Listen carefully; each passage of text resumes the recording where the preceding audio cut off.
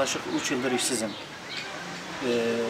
Büyük Akçakale'deki kamu kuruluşlara, yüksek mercilerde bulunan reislerimize, başkanlarımıza müracaatlarda bulundum. Fakat bana hep bekle dediler. Bu küçük çocuğum, 2 çocuk babasıyım. Eşim Suriyelidir. Bu çocuğum doğuştan böbrek rahatsızlığı vardır. Tek böbrekle yaşıyor.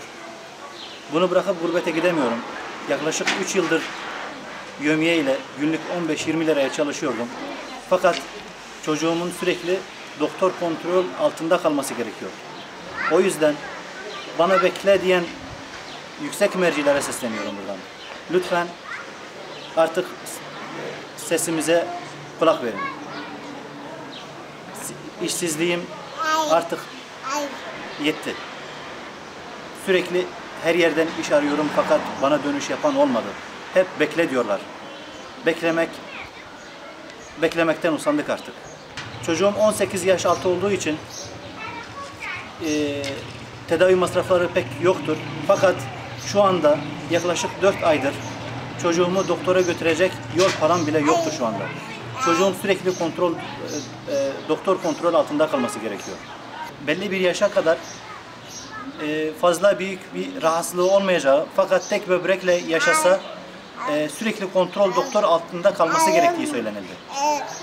Şu an kardeşimin evinde oturuyorum. Benden küçük kardeşimin evinde oturuyorum. İşkur'a başvurdum, kaymakamlığa başvurdum, belediye başkanlığına rica ettik. Fakat bana hep bekle dediler. 3 yıldır hep bana bekle diyorlar. Yeni kaymakam geldikten sonra kendisiyle bizzat görüştüm. O da bana bekle dedi. Özel güvenlik sertifikam var. Hiçbir şekilde işe alınmadım. Ehliyetim var. Hiçbir şekilde şoför olarak alınmadım. Yetkililere buradan sesleniyorum. Lütfen beni işe alın. Kendim için iş istemiyorum. Tek böbrekle yaşayan çocuğumun hatırı için. Baba olmak zor.